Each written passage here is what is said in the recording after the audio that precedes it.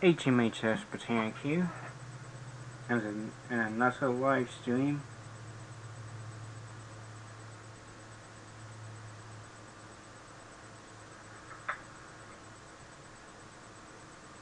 And after this is my two ship model videos. Let's get started with a stupid ad. If you watch the commercial, a lot of people think that they know the reason why the Queen Mary is not a successful tourist attraction. They say either, one, the ship is not interesting enough, or two, it's too expensive to operate. And while there is a little bit of truth to both those things, it is not the full story. It is not the entire reason. It is a tiny little fraction of the reason why the Queen Mary is not a successful tourist attraction. But let me explain a few things. First, the ship can be a successful tourist attraction. This is not the video that will explain it. But the other thing I wanted to say, which is kind of a little bit off the main subject, is that I will do my best to sum up everything in this short little video. So please bear with me. There will be things that I don't explain in full detail for the sake of trying to sum everything up into a short enough video that people will watch. But first and foremost, the number one reason why the Queen Mary is not a successful tourist attraction is because it is not treated as a family-oriented tourist attraction. Now, the biggest part of the tourism industry is family-oriented tourism. That doesn't necessarily mean theme parks like Disneyland. It could mean places that are just fun for the whole family. So there are places around the world that are fun for the whole family, such as aquariums or zoos, or even certain types of museums like discovery museums and science centers. So those aren't always just for kids. Those can be really fun for adults as well. And there are plenty of adults who travel by themselves to these kinds of places. Or maybe it's a place in another country, for instance, where you can tour a palace or a really big mansion and see really cool stuff. And it has things in there that kids The Queen Mary is awesome. could find interesting. Queen Mary is one of my favorite canon line ships of all. Fun. But the problem with attractions like the Queen Mary is that they completely market themselves as a place for adults. And while there may be a commercial or two that shows that there's children aboard the Queen Mary, it doesn't mean that there's something for children to do. So if you were to go to a place like Alcatraz, for instance, I heard that place before. It's an abandoned prison that you can go visit. Alcatraz is near San Francisco. It's a little island where a prison is located, but everybody knows what Alcatraz is. It is a place where kids can visit, but it's not necessarily fun for kids. It would be a very scary place first and foremost because Yep, that's true. it's famous for being haunted. But the other reason too is because it's a prison. I love to go there and see if I can get some on my scanner. My little thing that it can go to wood.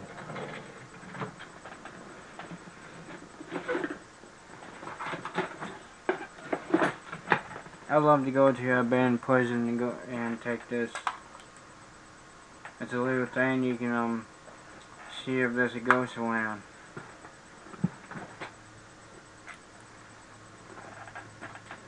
Let's get back to the video. And, you know, while some kids would be really interested in looking at old abandoned prisons, most kids would be a little bit freaked out by looking at that. I know I would be. So the Queen Mary's biggest problem is that they don't market it as a family-oriented place. It is entirely marketed as a place for adults.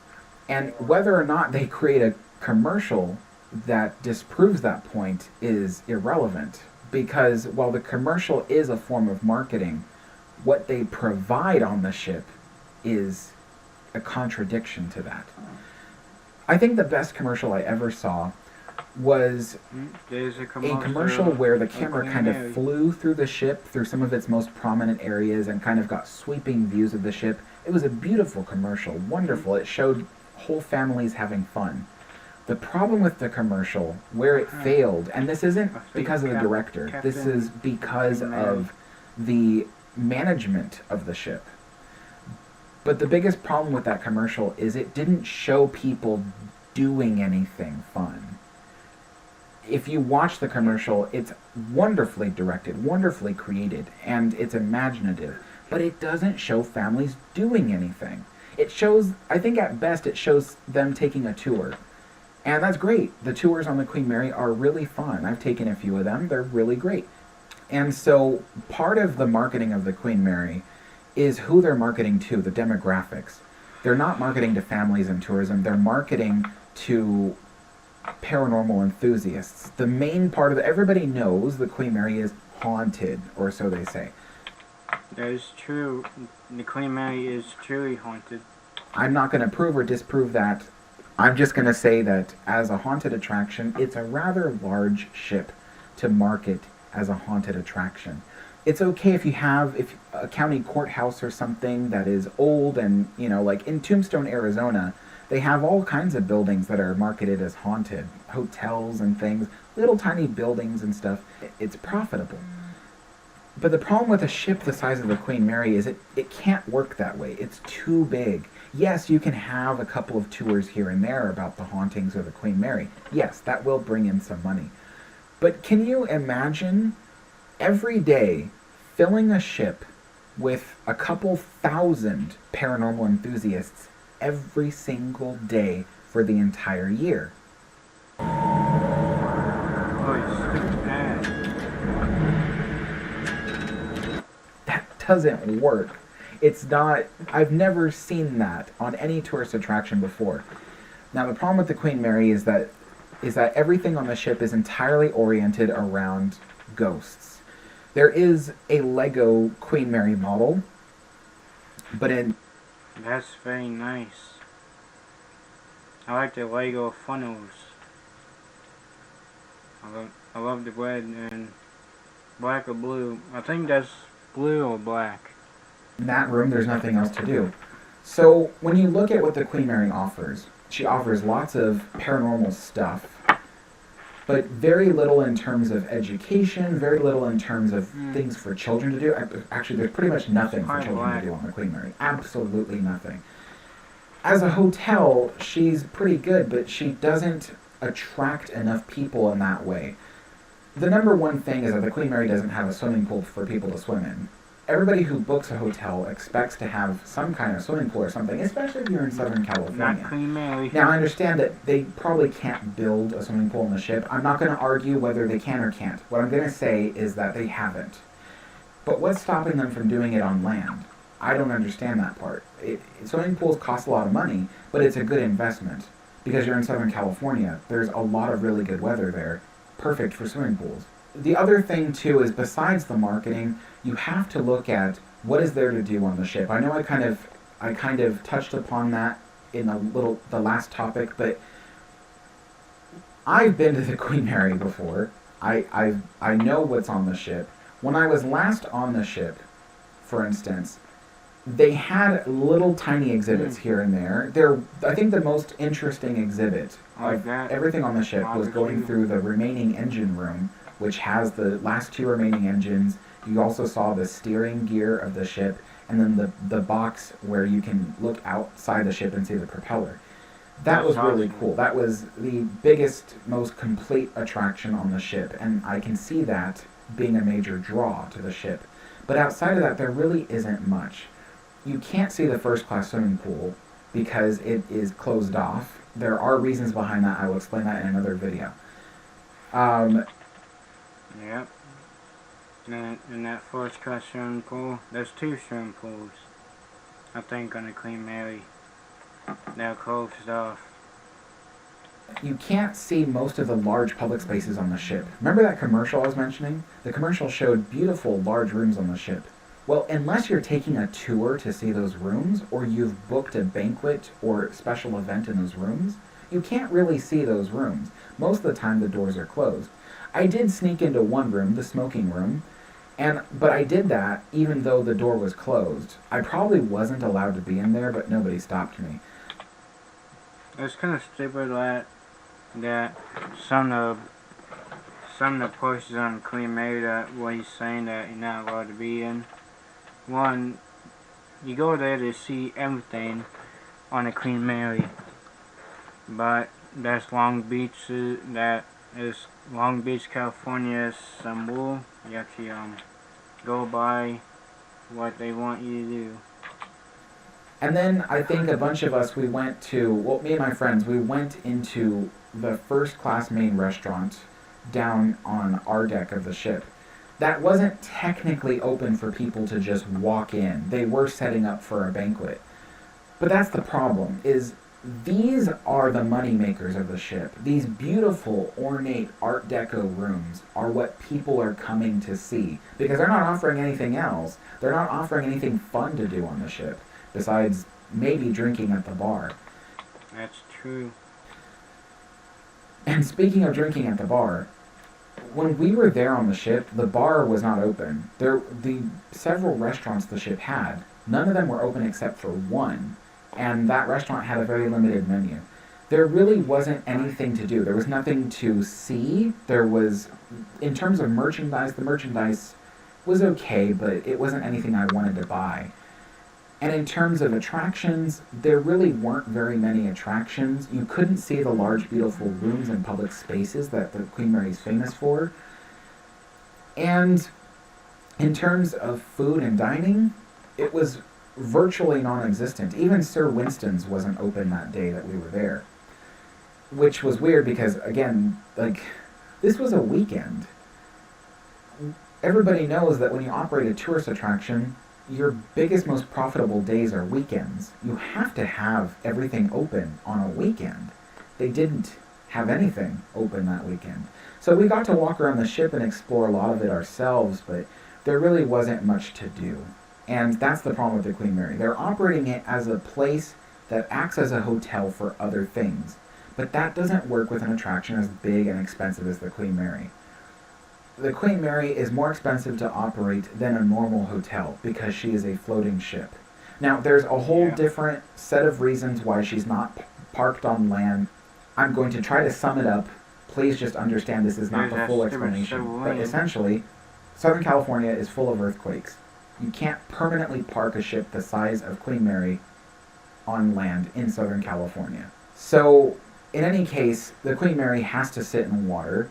It's okay if she sits in water. There's a whole other set of things that protect her in the water from being completely corroded. Salt water is not the end-all, be-all for a ship. As long as you maintain the protective coating on the outside of the hull and you replace the zinc plates as part of the...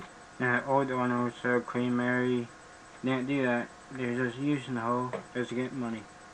Sacrificial cathodic anode system. As long as you replace those every once in a while, the ship's hull will be fine.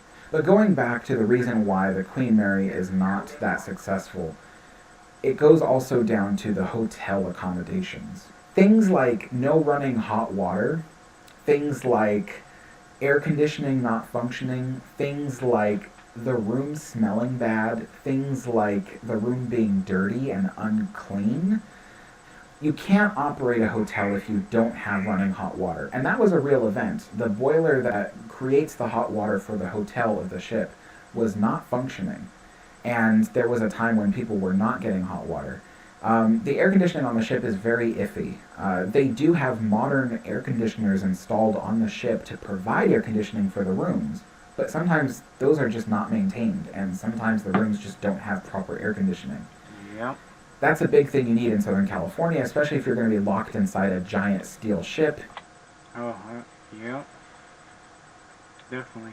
You need air conditioning. And then, of course, there's things like room service. Towards the last year or so of the Queen Mary's operation, they completely cut room service out of the budget. They just didn't do room service. That's another major issue. So what happens when you have people staying on the ship who aren't getting what they want? There's only one restaurant open for them to eat at, and it doesn't have the food that they want. There's almost no attractions to visit on the ship. What are they supposed to do? Leave. They go spend their money elsewhere. A good tourist attraction, leave. They go to visit on the ship. What are they supposed to do? Leave. They go spend their money elsewhere. A good tourist attraction the size of Queen Mary that does what the Queen Mary does will have a little bit of everything for people. Again, this is a very condensed summary in order to prevent this video from being longer than is necessary. But that is the basics of it. Yes, over time, they have held events on the ship. They have held certain things that happen on the ship that bring in tourism. But it's never been consistent.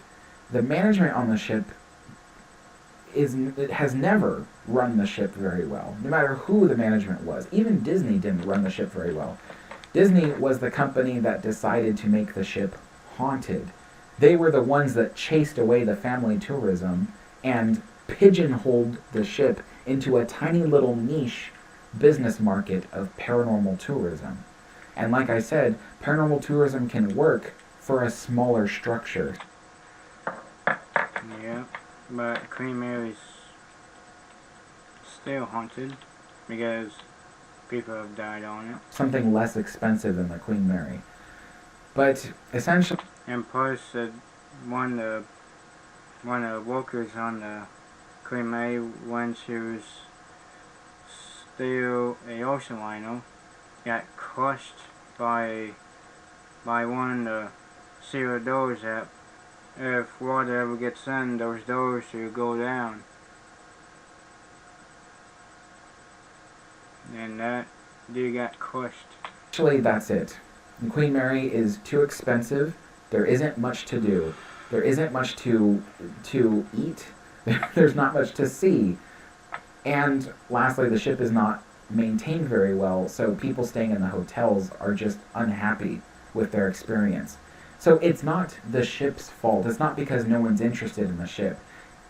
You know, the biggest thing is marketing. You have to know who you're marketing to. You have to market to them with the things they want.